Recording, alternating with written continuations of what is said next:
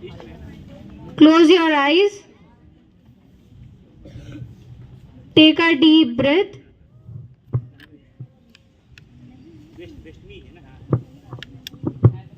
Release it. Again, take a deep breath. Release it. Again, hands up. Is anything? Is any?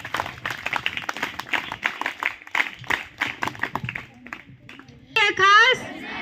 इसमें से है खास? इसमें से है खास? इसमें से टीच? इसमें से hands up.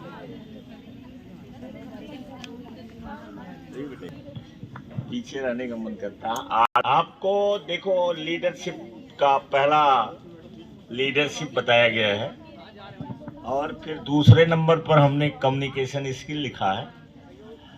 और ये जो चीजें हैं दोनों रिक्वायर करती हैं active listening. Active listening diary जिनके पास है नोट करते चलें। पढ़ेंगे उलट करके तो अच्छी बात है, नहीं पढ़ोगे तो फिर आएगा। ऐसे करते करते कुछ न कुछ तो याद आएगा। और जब यहाँ से जाओगे, जब बच्चे हमसे मिलते हैं तब वो बताते हैं तो हमें खुशी होती है, जबकि वो भी नहीं तुम्हें ऐसे थे वो भी, लेकिन उसी में सुनते सुनते वो कहते हैं कि सर वो चीज़ अब नहीं मिलेगी कहीं। तो मैंने कहा मिलेगी क्यों नहीं, जब उसके लिए चाहोगे तो मिल जाएगी, क्योंकि अब तो ऑनलाइन कोर्सेज तमाम है। तो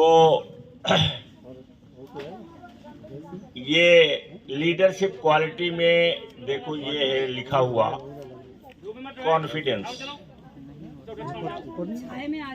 आ जाओ जल्दी बैठो। टैबलेट नहीं है कि आप खा लीजिए आपके अंदर आ जाएगा। इसको लर्न करना पड़ता है, सीखना पड़ता है। और दूसरा चीज लिखा हुआ है करेज। करेज का भी कोई कैप्सूल नहीं बना हुआ है कि आप चले जाइए मेडिकल स्टोर पर कह दीजिए कि हमें करेज का कैप्सूल दे दीजिए। देखिए देगा वो, जब बना ही नहीं तो देगा कहाँ से। और इसके बाद है बोल्डनेस। संभवतः बोल्डनेस माने होता है निर्भीकता। वो इसका भी कोई कैप्सूल नहीं, इसका कोई टैबलेट नहीं बना, पूरे दुनिया में कहीं नहीं बना है, तो वो भी नहीं मिलेगा बाजार में।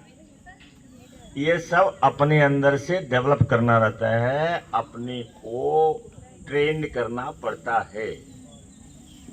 अब एक कविता मुझे थोड़ी सी उसकी याद है, कहीं लिख करके रखे होंगे, अब कौन किस डायरी में पड़ा होगा, कहाँ होगा, कभी मिल जाएगा तो ठीक है, नहीं मिलेगा तो उसकी 2-3 लाइन याद हमको है। उसका लड़का, जैसे कोई आदमी है, हम ही लोग हैं, तो लड़का जो है वो जा रहा था हाई स्कूल पढ़ने के लिए, तो उसे हॉस्टल में रहना था। तो उसने एक उसको लेटर लिखा, कविता लिखा और कहा कि ये रोज पढ़ते रहना।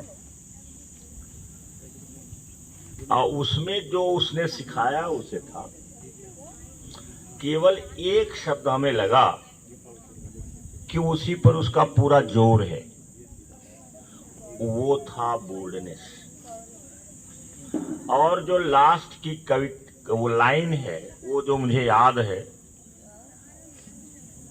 वो है उसने लिखा है लास्ट में, बी बोल्ड। कभी कभी बताए होंगे, नोट कर लिया करो, क्योंकि ये बातें किसी के जीवन की वो तपस्या के बाद निकलता है, सबको निकलता भी नहीं है। तो उसने अपने लड़के के लिए, जिसको हाई स्कूल में भेजना था, हॉस्टल में रहना था, जब जाने लगा तो उसने एक कविता लिखा और कविता लिख करके उसको दे दिया कि इसको आप याद कर लेना, इसको पढ़ते रहना। तो उसकी जो लास्ट लाइन है जो मुझे याद है, वो है बी बोल्ड। उसने कहा कि बोल्ड बनो।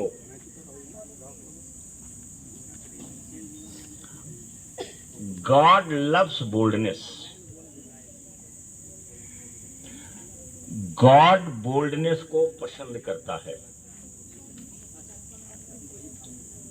फिर आगे क्या है, एंड हेल्प्स यू, आपकी सहायता करता है द वे,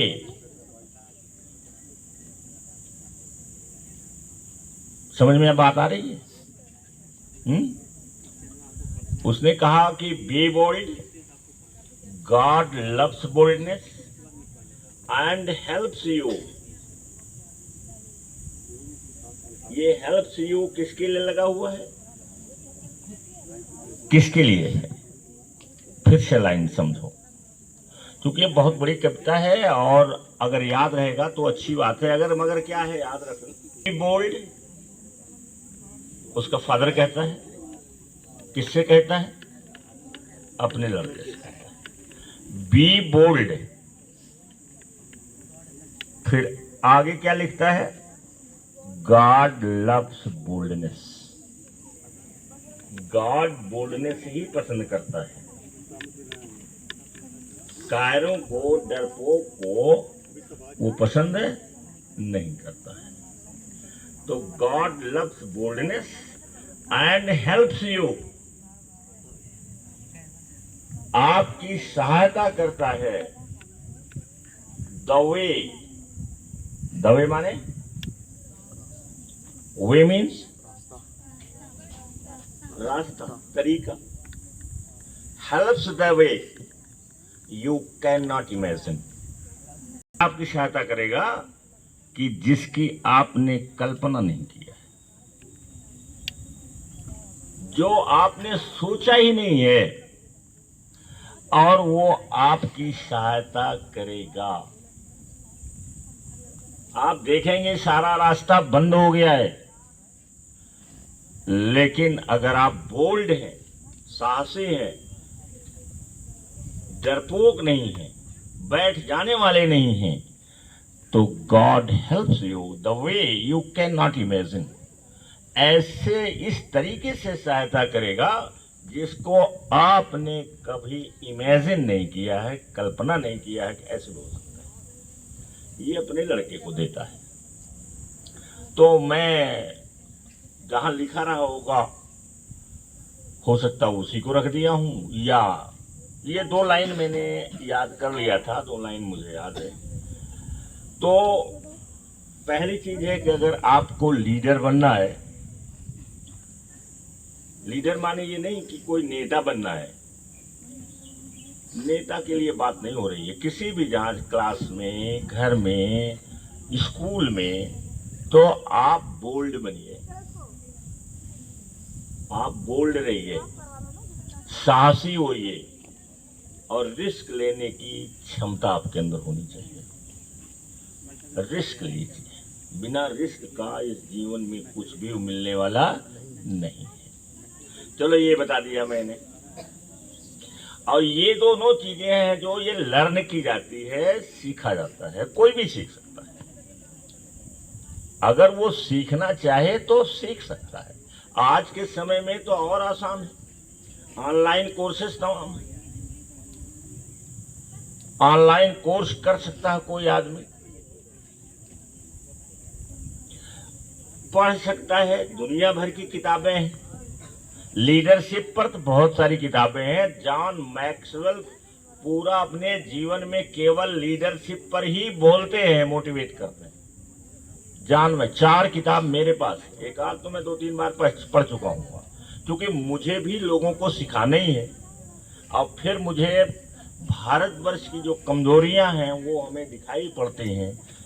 दुर्भाग्य है कि जैसे कोई लड़का है या लड़की है, उसके अंदर टैलेंट है, बहुत कुछ कर सकता है, और वो केवल घर में शिक्षा नहीं मिलती है, स्कूल अच्छे ढंग से सिखाता नहीं है, तो वो जीवन में कमजोर बन करके और वो रह जाते हैं। तो ये मुझे दुख होता था।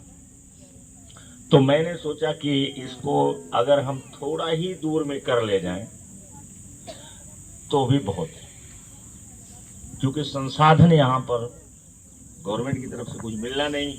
सोसाइटी हमारी इतनी पुअर है कि वो अपनी ही नहीं सहायता कर पाती है, तो हमारी कहाँ से सहायता करेगी।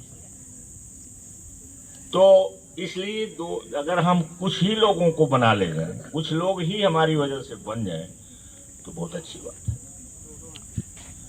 चाहता हूं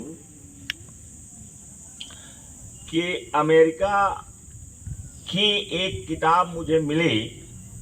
वो लड़का आया था ऋषिकेश में, तो हमारे जहाँ हमारा स्कूल है उसके बगल में एक बाल शिक्षा मैत्री करके स्कूल है, संस्थान है, बाल शिक्षा मैत्री संस्थान।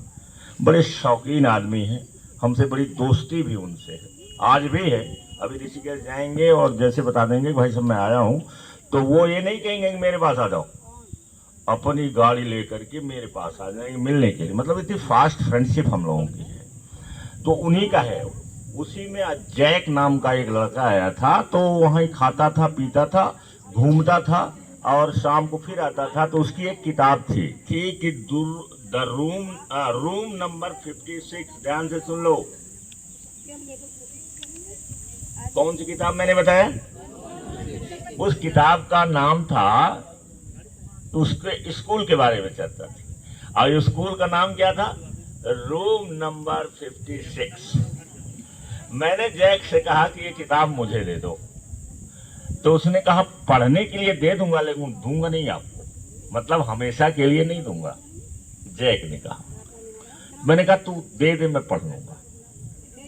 ले लिया। संजोग से मैं घर आ गया और तभी उसका वो समय हो गया था और वो अमेरिका चला गया, फिर आया ही नहीं। किताब मेरे पास है, मैंने पढ़ा, पूरा तो पढ़ा नहीं, थोड़ा सा पढ़ा, क्योंकि किताबें इतनी हैं कि इसको पढ़ो तब तक आ जाता दूसरे एक नंबर। तो ऐसे करके हमारी एक आदत है कि आधा कोई पढ़ते हैं तब फिर दूसरी पढ़ने लगते हैं, तो आधा वो भी रह जाता है, आधा ये भी रह जाता है। कुछ किताब मैं पूरा पढ़ता हूँ। तो रूम नंबर 56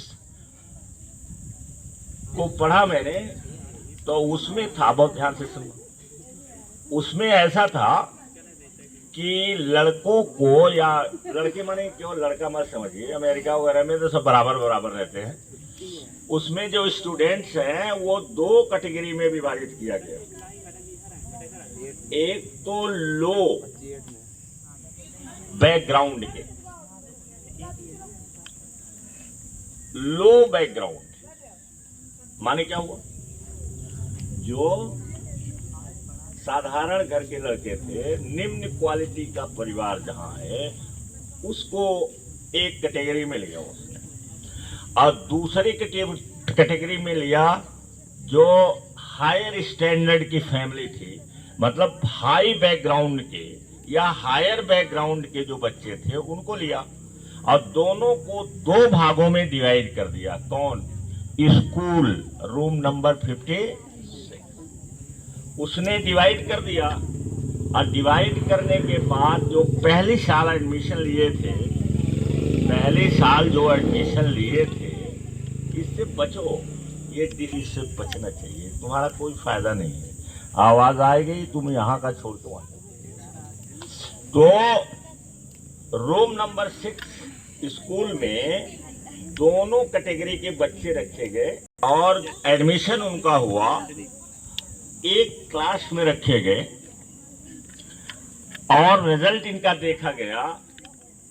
तो इनके पढ़ने का जो स्पीड है, या ये कह लीजिए कि जो पढ़ाई का उनका जो रिजल्ट रहा, वो लगभग बराबर था। बल्कि जो हायर स्टैंडर्ड वाले हैं थोड़ा सा लो थे, और जो लोअर माने पुअर फैमिली के थे वो उनसे कम नहीं थे, ज्यादा या बराबर मानते थे। कोई डिफरेंस नहीं था कि कौन लोअर है कौन अपर क्लास स्टैंडर्ड है। फिर छुट्टी होती है, तो अमेरिका में 3 महीने की छुट्टी होती है, 3 महीना। अब वो 3 महीने की छुट्टी होती है, तो जो हायर स्टैंडर्ड के घर के बच्चे थे उनको वो समर स्कूल चलता है, उस समर स्कूल में भेज दिए, उसको फीस देना है। लोअर वाले फीस नहीं दे पाए, और अपर वाले जो है, अपर जो बैकग्राउंड थे, वो फीस दे करके अपने बच्चे को समर स्कूल में भेज दिए, ट्यूटर लगा दिए, उनको पढ़ाई 3 महीने की पढ़ाई करवा दिए। और जो लोअर स्टैंडर्ड वाले थे वो क्रिकेट खेलने लगे, कुछ और खेलने लगे। ये खेलते थे कूदते थे, जैसे आप लोग खेलते कूदते ज़्यादा हो, तो खेलते कूदते थे।